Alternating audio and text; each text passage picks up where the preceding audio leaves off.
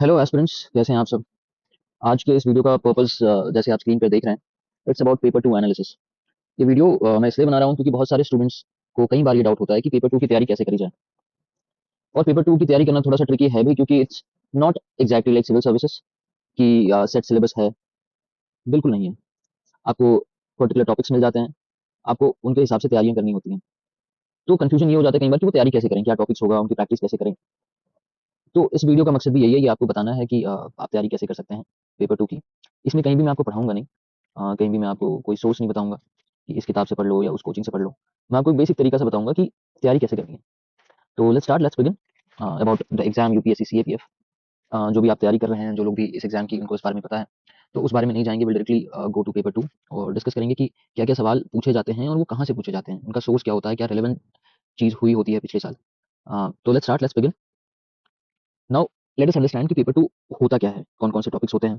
तो it is broadly classified into 6 topics. Topic number 1 is essay which is of 80 marks. सबसे maximum marks इसी को allocated है। The next is arguments and counter arguments, 40 marks. उसके बाद report writing आ जाता है, ग्रामर आ जाता है, कॉम्प्रिहेंशन आ जाता है और प्रेसी आ जाता है। और टोटल मार्क्स 200 का होता है। Now let us begin. सबसे पहले एसे से स्टार्ट करेंगे। ऐसे करीब 40% स्कोर जितना भी टोटल पेपर टू का है उतना ले लेता है। आपको 4 अटेम्प्ट करने होते हैं, टाइम कंज्यूमिंग होता है बहुत सारा, और 300 वर्ड्स में करना होता है आपको अटेम्प्ट। ऐसे ट्रिकी क्यों हो जाता है? क्योंकि 300 वर्ड्स हैं, है ना। और ऐसे में you are expected to include as many dimensions as possible. तो कई बार ये डिफिकल्ट हो जाता है विद इन 300 वर्ड्स, क्योंकि ऐसे विल हैव एन इंट्रोडक्शन, ऐसे विल हैव अ कंक्लूजन, है ना। मान लो आप 40-40 वर्ड के भी लिखते हो ये, है ना। You are left with what 220 words. 40 words में आप एवरेज में लगा लो, आप 4 से 5 लाइन ही लिख पाओगे, क्योंकि एक लाइन में जो है 10 वर्ड्स का एस्टिमेट आप कर सकते हो। तो 4 से 5 लाइन का भी आप मान लो, अगर आप एक पैराग्राफ बनाओगे, आप मुश्किल से 8 से 9 डायमेंशंस कवर कर पाओगे ऐसे में। और 4 से 5 लाइन में एक डायमेंशन कवर करना काफी मुश्किल होता है। आपको काफी कंसाइज होना पड़ेगा, आपको काफी क्रिस्प होना पड़ेगा अपने आइडियाज को लेकर। तो ऐसे की तैयारी भी कुछ वैसी करनी है। अब वो तैयारी कैसे करनी है, नहीं करनी है, वो एक अलग डिस्कशन है। बट हम आगे आने वाले स्लाइड्स में ये डिस्कस करेंगे कि किस साल में कौन से एसेस पूछे गए और क्यों पूछे गए होंगे। Let us move forward. ये 2024 का ये टॉपिक है। वन बाय वन हम सभी का चेक करेंगे कि कोई सवाल पर्टिकुलरली क्यों पूछा गया है। अब पहला टॉपिक था 2024 का डिजिटल इकोनॉमी। डिजिटल इकोनॉमी वाला सवाल क्यों पूछा गया? क्योंकि in the previous year 10,000 crore का इनिशिएटिव था for AI development. Digital economy essentially refers to payment systems, linkages, है ना। इंडिया ने काफी ग्रो किया है इसमें, specially after demonetization. Digital economy बढ़ी है। अब इसके अपॉर्चुनिटीज क्या हैं, चैलेंजेस क्या हैं? बहुत सारी चीजें हो सकती हैं, बहुत सारे डायमेंशन हो सकते हैं। फॉर एग्जाम्पल, एक आपने कवर कर दिया डिजिटल में अर्बन रूरल डिवाइड, है ना। दूसरा आपने कवर कर दिया अबाउट स्कैम्स, ऑनलाइन स्कैम्स। तीसरा आपने कवर कर दिया कि how it helps in investigation, corruption को कैसे रोकता है ये, है ना। ये टेररिज्म को कैसे रोकता है। बहुत सारे डायमेंशन हो सकते हैं। Next topic is global piece and national defence budget. National defence budget and global piece, दोनों टॉपिक इंपॉर्टेंट हो जाते हैं। क्यों? क्योंकि रशिया यूक्रेन वॉर चल रहा है, right. We want global peace. कभी भी पीस के लिए ना, पीस हमेशा जो है तब आती है जब दोनों साइड्स स्ट्रांग हो, है ना। जब मल्टीपोलर वर्ल्ड होता है, तब चेक्स एंड बैलेंसेस मेंटेन होते हैं। एनीवे, आत्मनिर्भर भारत का कॉन्सेप्ट आया था कि प्राइवेट कंपनीज को मौका देंगे डिफेंस में। इंडिया चाइना पीस टॉक्स होने वाले थे, इसराइल हमास वॉर हुआ था पिछले साल में। और हर बार जो है एक ग्लोबल मिलिट्री स्पेंडिंग का या इंडिया में ही मिलिट्री बजट का हर साल इंक्रीज होता है, हर साल वो न्यूज में होता है। तो कहने का मतलब ये है कि अगर ऐसे टॉपिक्स आए हैं और आपने न्यूज आर्टिकल पढ़ा है, आप डेली न्यूज पढ़ रहे हो, तो आपको बहुत ज्यादा हेल्प होगी। नेक्स्ट टॉपिक क्या है? Tribal resistance to colonial rule. अब कॉलोनियल रूल का मतलब ये नहीं है कि जब इंडिया कॉलोनाइज था तो उसी टाइम की बातें हो रही हैं। कॉलोनियलिज्म के प्रिंसिपल्स या जो एक मेथड ऑफ डेवलपमेंट है, वो हम शायद आज भी फॉलो कर रहे हैं, है ना। कैसे? आज भी जो है जंगल काटे जाते हैं, है ना। Resources are exploited, tribals are displaced.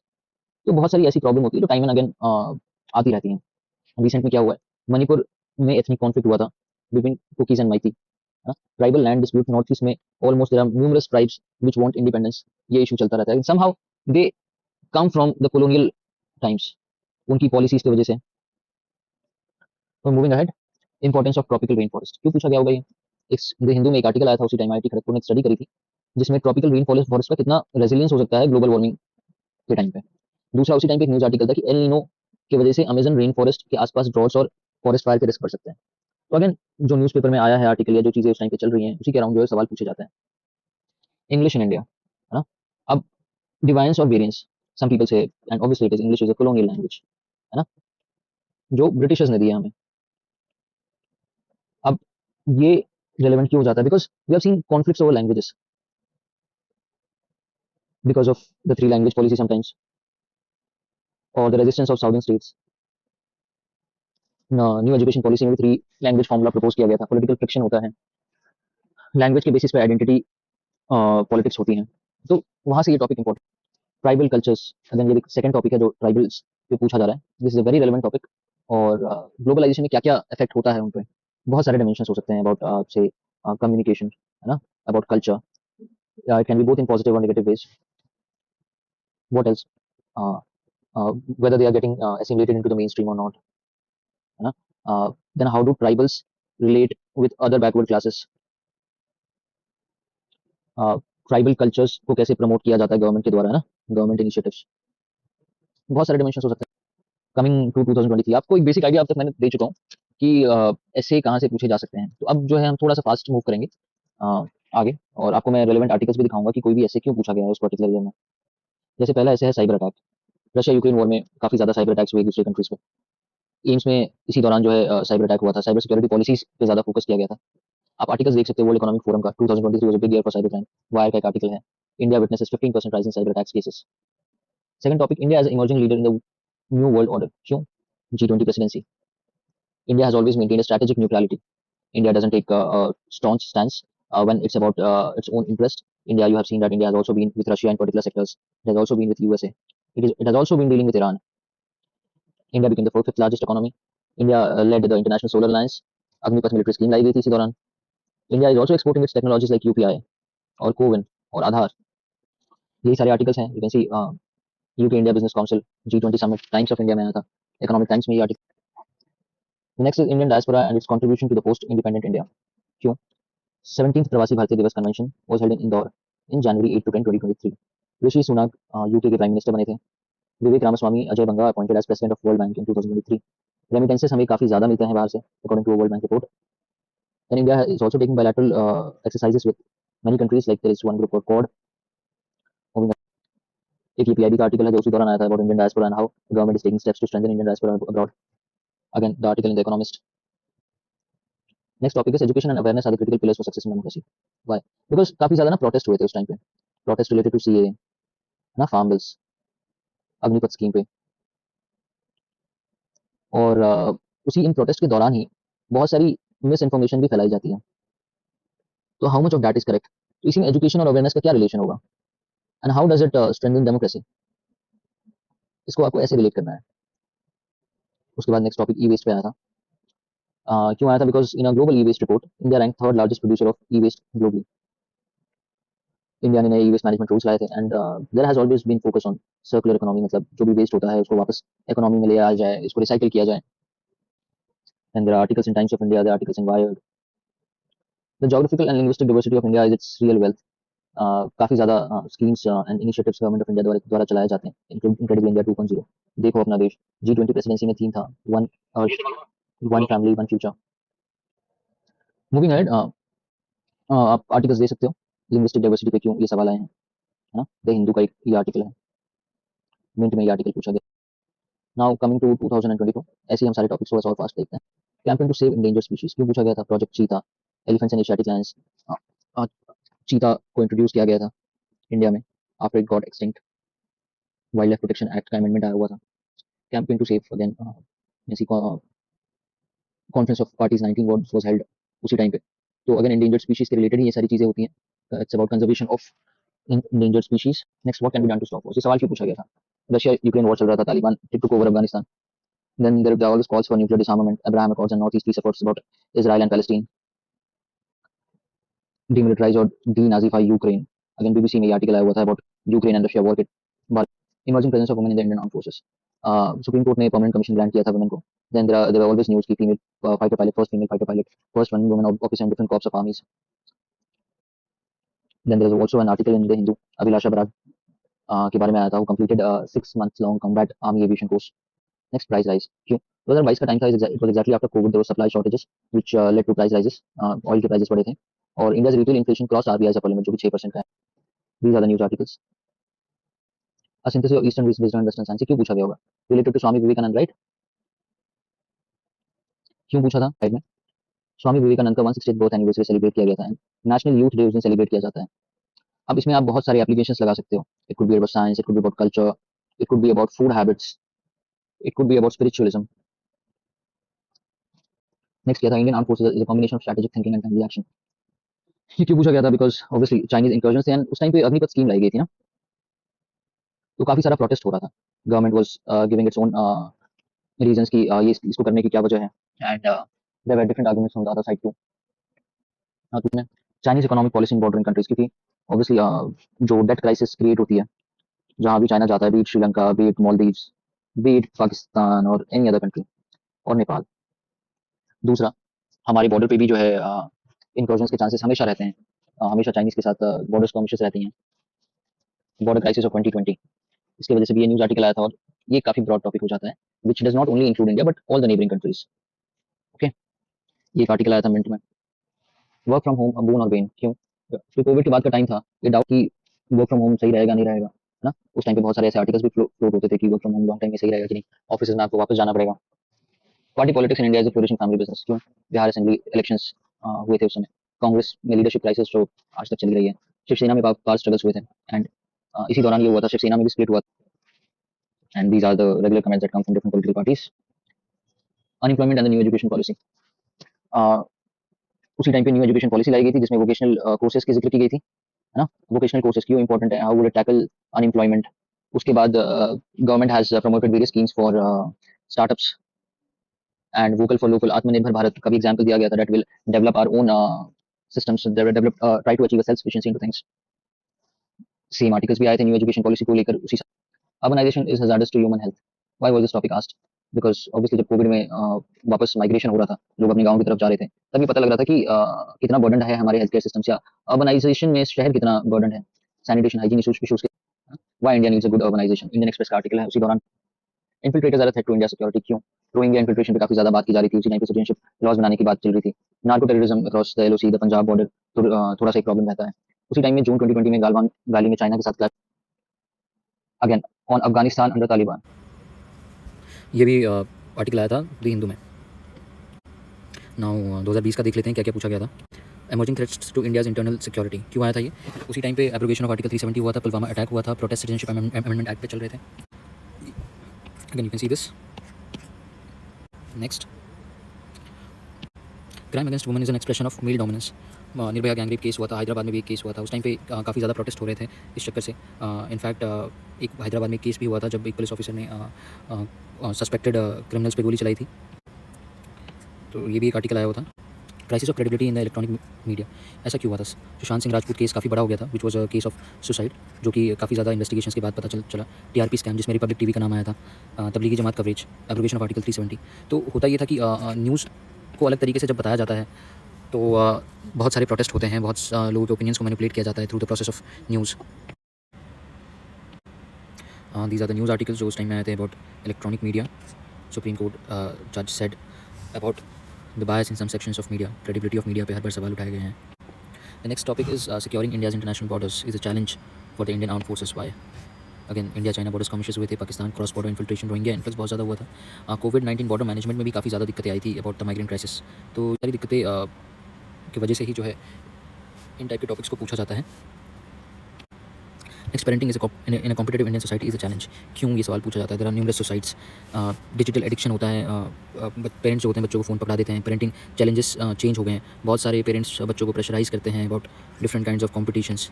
तो the kind of parenting has changed in this generation and how it is leading to extreme pressure on students, on children, इसीलिए ये ऐसे पूछते हैं। अगेन एक आर्टिकल भी आया था, रेगुलर बेसिस पे ऐसे आर्टिकल्स आते थे। Ensuring social justice is human right, अब बहुत सारे इवेंट्स हुए थे about anti CA protest, article 370, Hathras rape case, and everything is related to some of the right, religious और minority right, right to equality, caste and gender based rights, economic and labour rights, right to livelihood, and most of the protest were based on that. तो इसीलिए जो है ये एक ऐसे पूछा गया था इस particular year. 4 ways to deliver social justice during COVID-19 recovery, now तो coming to the next topic, this is all about essay, है ना। अब आपको ये पता लग गया होगा कि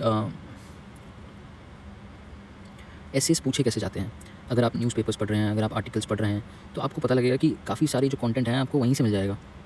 तो आपको न्यूज़पेपर और आर्टिकल्स ऐसे पढ़ने हैं ताकि आप मल्टीपल डायमेंशंस ले सको, आप अपने एसे को एनरिच कर सको न्यूज़पेपर्स के through. Now coming to the next topic, which is about arguments and counter arguments. 40 marks का होता है, 20 मार्क्स एक टॉपिक को होते हैं। इसमें बहुत ज़्यादा चांसेस होते हैं that you will lose marks. I tell you why in the subsequent slides. और let's go and see the first question. अब 2024 का ये क्वेश्चन है, classical literature should be a component of the curriculum, house work is unpaid labour.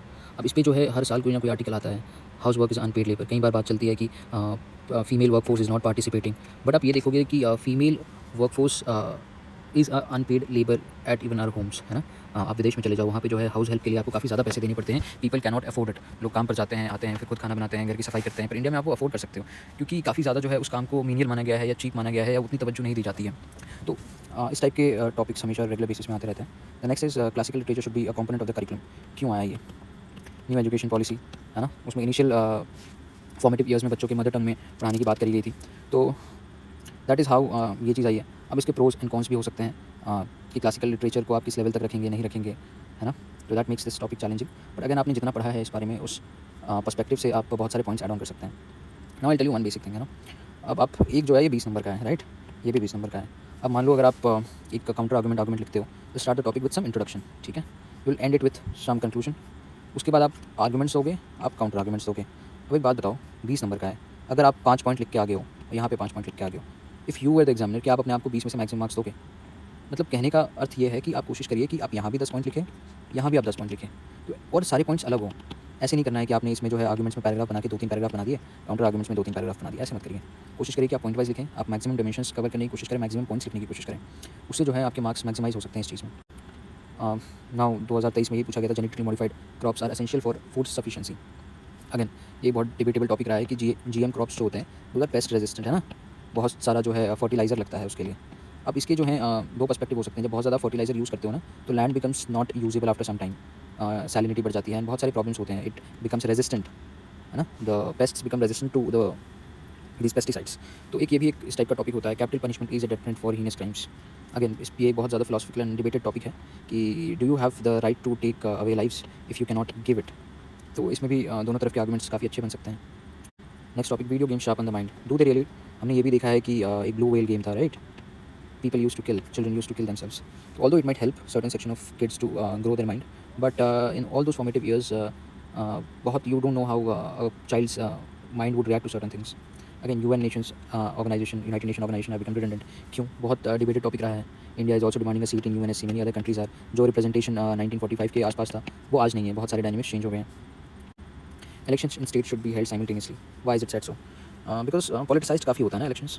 खर्चा आता है ना, money लगता है, और प्रोपोगंडा हमेशा चलता रहता है ना। इसके ऑपोजिट में भी बहुत सारी चीज़ें हो जाती हैं। जो अदर साइड ऑफ आर्गुमेंट्स है वो ये है कि एक बार इलेक्शन हो गया, है ना, उसके बाद तो पब्लिक का कोई रोल ही नहीं है, 5 साल के लिए झेलना ही है।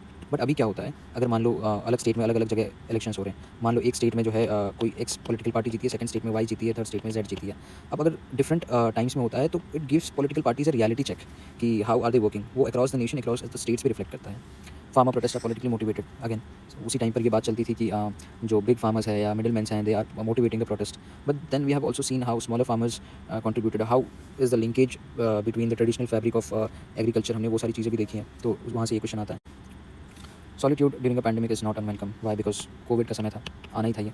Political awareness among the social elite is inconsequential. Again it was the time of elections, Bihar में असेंबली इलेक्शंस होने थे, है ना। तो this question was also quite relevant during that time. Now let us come to report writing. अब report writing मुझे ऐसा लगता है कि काफ़ी ईजी टॉपिक है अगर आप इसको सही तरीके से करो। दूसरी बात, बहुत ज़्यादा मार्क्स इसको दिया नहीं है, तो आपको भी बहुत ज़्यादा टाइम इसको देना नहीं है। Has to be attempted in 200 words. Now let us see a few questions. Voter turnout in an election. क्यों? क्योंकि असेंबली इलेक्शन थे, जनरल इलेक्शंस थे। Rehabilitation of war victims. Will see ये कहाँ से आए हैं ना, मैं आपको बताऊंगा कि इसको करना कैसे है। जैसे आप ये देख रहे हो, ये आर्टिकल 2024 इंडियन जनरल इलेक्शंस में, ये आर्टिकल हिंदू में आया था और बहुत सारे और भी न्यूज़पेपर्स में आया होगा। अगर इसको पढ़ा है तो आपको ऑलमोस्ट, आप कैसे लिखते हो रिपोर्ट का भी तो फॉर्मेट ही होता है ना। You have to write date, you have to write the name of the correspondent, you have to write a title, then you write the body of the content. तो आपको तो यहीं पे मिल गया, आपको बहुत ज़्यादा चेंजेस करने की जरूरत ही नहीं है। और ये भी नहीं है कि आप ये फैक्ट एंड फिगर सही लिखोगे, ज़रूरी नहीं है। अगर आपको नहीं भी याद है, आप कोई भी XYZ फैक्ट एंड फिगर लिख दो, क्योंकि इस टॉपिक में आपको कोई इंडियन जनरल इलेक्शंस या बिहार असेंबली इलेक्शंस या उसके बारे में तो बताया नहीं है। आपको एक नॉर्मल सा टॉपिक पूछा है, voter turnout in an election. तो आप फैक्ट्स को कुछ भी वो कर दो, लेकिन अगर आपने ये पढ़ा हुआ है ना, तो आपके पास बेसिक कंटेंट रेडी है कि इस चीज़ को करना कैसे है। जैसे फॉर द सेकंड टॉपिक आप ये भी देख सकते हो कि आर्म्ड कॉन्फ्लिक्ट के बारे में भी आर्टिकल्स आए हुए हैं, है ना? तो then about the topic rehabilitation of war victims, again it comes from articles. अगर आपने पढ़ा हुआ है तो आप आराम से इस टाइप के क्वेश्चंस को कर लो। 2023 में क्या पूछा था? Depletion of water table levels in major cities, increasing presence of women in Indian sports. देखिए कि सिमिलर आर्टिकल पीआईबी में आया था उसी समय। New Delhi's water ridges amid historic heat wave. Bangalore में वाटर क्राइसिस की समस्या आती रहती है, हमेशा आर्टिकल्स आते रहते हैं। The revolutionised approach for women in sports. अगर आपने अगर ये पढ़ा हुआ है तो आपको पता है कि क्या चीज़ लिखनी है उस रिपोर्ट में। बहुत कम टाइम लेगा अगर आप आर्टिकल्स रेगुलरली पढ़ते हैं, आपको बेसिक बेसिक आइडिया भी है क्या इवेंट्स हुए हैं नहीं हुए हैं। तो 200 वर्ड्स आप evidences of fellow feeling during covid pandemic, green energy progress in India. अब आप ये पैटर्न भी नोटिस कर रहे हो कि it the topics get repeated, है ना? अब वो रिपोर्ट में भी सिमिलर एक थीम के अराउंड आ रहा है, आर्गुमेंट काउंटर आर्गुमेंट में भी सिमिलर थीम्स के अराउंड आ रहा है, एक आध ऐसे भी सिमिलर थीम्स के अराउंड पूछ रहा है। तो how much newspaper becomes important, है ना? न्यूज़पेपर बहुत ज़्यादा इंपॉर्टेंट है पेपर 2 के लिए। इसका भी देख लेते हैं कि क्या आर्टिकल्स आए थे। Impacts of COVID-19 pandemic on human nature. हाँ, again for the next part, India's renewable energy hits new milestone, ये पीआईबी का आर्टिकल है। तो अगर आपने ये चीज़ पढ़ी है तो बहुत आसानी से आप रिपोर्ट कर oxygen cylinder crisis in Delhi, coal violence in West Bengal. Let us check कि क्यों India COVID Delhi hospitals plead for oxygen. BBC में ये आर्टिकल आया था, द हिंदू में ये आर्टिकल आया था about Supreme Court pulls up CBI for scandalous allegations against West Bengal judiciary. Now मान उसके पिछले साल में प्रोविजंस ऑफ प्राइमरी एजुकेशन, क्यों न्यू एजुकेशन पॉलिसी आप देख लो कितनी बार रिपीट हो रहा है। आप 2020 के पेपर में देखोगे तो घुमा फिरा के 2-3 जगह ये इस टॉपिक पे सवाल पूछे गए हैं। Impact of new agricultural laws on farmers and these kind of topics repeat. अगर आप पिछले 5 साल के भी कर लोगे तो आप एक्सपेक्ट कर सकते हो कि आपका एक आध क्वेश्चन फंस जाएगा उसमें, या सिमिलर थीम पे फंस जाएगा। न्यू एजुकेशन पॉलिसी पे काफी सारी रिपोर्ट्स आई थी, काफी सारा डिस्कशन हुआ था। लेकिन फार्म लॉस पे तो डेली बेसिस पे आर्टिकल्स आते थे उस। Grammar, grammar is the most most coding thing in CAPF का पेपर। तीन सेक्शंस होते हैं इसके। एक ये राइट सेंटेंसेस एज डायरेक्टेड, आपको ब्रैकेट में दिया होता है कि आपको सेंटेंसेस कैसे बनाने हैं। दूसरा make sentences, you given a word and you are expected to make sentences out of it. And third, you have to correct sentences according to the grammar and everything. Now let us see the next slide, part A से शुरू करेंगे। Now in the first part you can see तीन type के topics पूछे जाते हैं ना। Part A, ये वाला पार्ट ए है, ये वाला पार्ट बी है, ये वाला पार्ट सी है। Just to give you fair idea, है ना। पार्ट ए में आपको यहाँ पे डायरेक्शन दिए जाते हैं कि आपको कैसे करना है। पार्ट बी में आपको सेंटेंसेस बनाने होते हैं। एंड पार्ट सी में आपको ये ग्रामर करेक्ट करना होता है। पहले मैं पार्ट बी और पार्ट सी का आपको बता देता हूँ। पार्ट ए का हम लोग वन बाय वन डिस्कस करेंगे। पार्ट बी में क्या है कि how do you have to practice it. आप जितना पढ़ोगे आपको उतना पता लगेगा कि आप इन वर्ड्स को कैसे यूज कर सकते हो सेंटेंसेस में, है ना। This is purely based on practice. आप अपने आप को जब आप न्यूज़पेपर में पढ़ते हो, give yourself a random word और उसके अराउंड आप सेंटेंसेस बनाइए। अब इसमें क्या है कि जब आप सेंटेंसेस बना रहे हो तो जरूरी नहीं है कि आपको कोई यूनिक सेंटेंस ही बनाना है। आप इसमें अपनी कुछ स्ट्रैटेजीज रख सकते हो कि फॉर एग्जाम्पल गेट अलोंग, तो आप सिंपल सा ये लिख दो कि I do not get along with my friend, है ना। उसमें वो ये तो नहीं कह सकता ना कि आपको आइंस्टाइन की तरह ही जो है सेंटेंसेस बनाने, जरूरी नहीं है, बिल्कुल नहीं है। ब्रिंग अबाउट, अब जैसे आप इसमें ब्रिंग अबाउट क्या होता है, कोई चेंज लाया जाता है ना। तो the new project will bring about a change, है ना। Project will bring about a change in the area, है ना। तो इस टाइप के आप सेंटेंसेस बना सकते हो। आपको बहुत ज्यादा ग्रामर में साउंड होने की जरूरत नहीं है इसके लिए। अगर आपकी रीडिंग बहुत अच्छी है तो आप ये भी कर सकते हो। सी में देख लेते हैं। अब इसमें जो है आपने कितना पढ़ा है, आपकी ग्रामर की कितनी नॉलेज है, वो थोड़ा सा इंपॉर्टेंट हो जाता है। फिर भी अगर आपकी रीडिंग थोड़ी सी अच्छी है तो आप इस टॉपिक को बहुत आराम से कर सकते हो। एटलीस्ट 5 में से 3-4 आप सही कर ही सकते हो। Now let us come to topic A, ना। सब्सिक्वेंटली हम देखेंगे कि कितना ईजी है टॉपिक ए करना। अब टॉपिक ए में मैंने आपके लिए एक टेबल में जो है सारे टॉपिक्स डाल दिए हैं कि किन किन पे पूछे जाते हैं। Late us see them. 2024 में क्या क्या टॉपिक्स थे? Change the voice, change into direct speech, है ना। Insert the proposition, fill with correct correct proposition, दो सेंटेंसेस को कैसे कंबाइन करना है, एडजेक्टिव को वर्ब में कैसे बनाना है, और आप सारी चीजें रीड कर सकते हो। कुछ कॉमन टॉपिक्स आप आइडेंटिफाई करोगे आने वाले स्लाइड्स में। जैसे इसमें भी चेंज द वॉइस था, चेंज इनटू इनडायरेक्ट स्पीच, है ना। Question tag, insert the proposition, change into negative sentence, comparative degree पे पूछा गया है। नेक्स्ट उसमें भी change the voice, change into indirect speech, question tag, proposition. कुछ तो बहुत कॉमन है, change into from simple to complex sentence, change into negative without changing the meaning, reflexive pronoun पे पूछ लिया जाता है। अब आपको इसमें करना क्या है, आई टेल यू। अगर आप 2021 का भी देख लो, 2020 का भी देख लो, काफ़ी सारे टॉपिक्स आपको कॉमन मिल जाएँगे। मैं बताता हूँ आपको करना क्या। आप एक टॉपिक ले लो, अब जैसे ये टॉपिक है ना, पुट इट ऑन यूट्यूब, आपको बहुत सारी क्लासेस मिल जाएँगी। पैसिव से एक्टिव वॉइस का आप यूट्यूब पे डाल लो, ये कैसे किया जाता है, appropriate form of verb B को कैसे यूज़ किया जाएगा, आप यूट्यूब पे डालो, आप उसको पढ़ लो। डायरेक्ट इनडायरेक्ट स्पीच कैसे किया जाता है, आप यूट्यूब पे पढ़ लो, है ना। तो बहुत मुश्किल नहीं है, बहुत ईज़ी टॉपिक है। Grammar is one of the most boring topics in paper 2। अब नेक्स्ट पे आ जाते हैं। ग्रामर का पार्ट भी आई ऑलरेडी टोल्ड यू उसको कैसे करना है। आप जितना प्रैक्टिस करोगे ये, आप उतना इसको ईज़िली कर पाओगे। ज़रूरी नहीं है आपको बहुत कॉम्प्लिकेटेड सेंटेंसेस बनाने, बहुत सिंपल सेंटेंसेस रखो, या कुछ सेंटेंसेस फ्रेम कर लो, जहाँ पे मैं कुछ भी फिट कर दूँगा, ऐसे भी कुछ सेंटेंसेस होते हैं। अगेन पार्ट सी, आप जितना प्रैक्टिस करोगे, आप जितना रीड करोगे, उतना हेल्प होगा। Again everything boils down to reading, है ना। रीडिंग का सबसे बेस्ट सोर्स आपके लिए क्या है? न्यूज़पेपर। तो पेपर 2 सीएपीएफ का तो आपका न्यूज़पेपर ही कराएगा। Understand that. Coming to the next slide, comprehension. Comprehension में एक चीज़ देखिए, you have more tendency to lose marks. I tell you why. जैसे कॉम्प्रिहेंशन आपका जो है 5 सवाल होते हैं और 4 नंबर के होते हैं, 20 नंबर का है। बट कई बार क्या होता है, जैसे आप पहला क्वेश्चन देखते हो, तो कॉम्प्रिहेंशन में आपको 1 लाइन का आंसर दिखता है और आप बहुत खुश हो जाते हो, अरे आंसर मिल गया, आंसर मिल गया। आप 1 लाइन का आंसर लिख के आ जाते हो। बट मुझे एक बात बताओ कि अगर आप 1 लाइन का आंसर लिख के आओगे, आप खुद भी एग्जामिनर होगे, तो आप क्या इसको जो है 4 नंबर दोगे आप? कोई नहीं देगा। तो आपको करना ये है कि आपको कॉम्प्रिहेंशन का एसेंस समझना है। और जब वो आप वो एसेंस समझ जाते हो, तो इन टाइप के क्वेश्चंस का अगर हर क्वेश्चन 4 नंबर का है, तो आपको उतना जस्टिफाई करना है, कम से कम 4 लाइन तो लिखनी है आपको उस कॉम्प्रिहेंशन के आंसर में। तो that is the way to do this. अगर आपको लग रहा है कि आप कॉम्प्रिहेंशन जो है 20 नंबर का क्वेश्चन 10 मिनट में ही करके आ रहे हो, अब कहीं न कहीं कुछ तो गलत कर रहे हो। इसमें टाइम लगता है। बट अगर आप इसको सही से टाइम दोगे और सही तरीके से करोगे, this can be marks fetching, है ना? 20 नंबर के मार्क्स आपके यहाँ पे आ सकते हैं। Now let us go to the next slide. Attempt a precis. Precis में क्या है? अ, प्रेसी जनरली जो है, मैं खुद 3 स्टेजेस में किया करता था। पहले पहले तो आप पूरा प्रेसी एक बार रीड कर लोगे, राइट? क्या है, नहीं है। उसके बाद आप क्या करोगे? जब आपको पूरे प्रेसी का एसेंस समझ में आ जाएगा ना, you will eliminate the unnecessary lines. उसकी जब आपने वो कर लिया, या आपने दूसरी रीडिंग में आपने एलिमिनेट कर दिया, तीसरी रीडिंग में क्या करना है, जो लाइन्स बची है ना, उनको भी कोशिश करना है एक एक दो दो लाइन्स को आप क्लब कर दो। तो करीब करीब आप वन थर्ड या वन फोर्थ पे तो आ जाते हो। और जब आप लिख रहे होते हो, तब भी आप कोशिश कर सकते हो कि कैसे इसको मैं और छोटा कर दूं। अगर आपको लगता है कि वर्ड लिमिट एक्सीड हो रही है, आप उसको थोड़ा सा छोटा कर दो, एक आध लाइन्स को या एक आध सेंटेंसेस को अपने सिंपल सेंटेंसेस बना के लिख लो। तो ये करना है, 3 रीडिंग्स आपको इसकी लगेंगी, but not more than that. 3 reading के बाद आप क्वेश्चन पेपर में करेक्शन करके इसको करना शुरू कर दो। Now let us next one.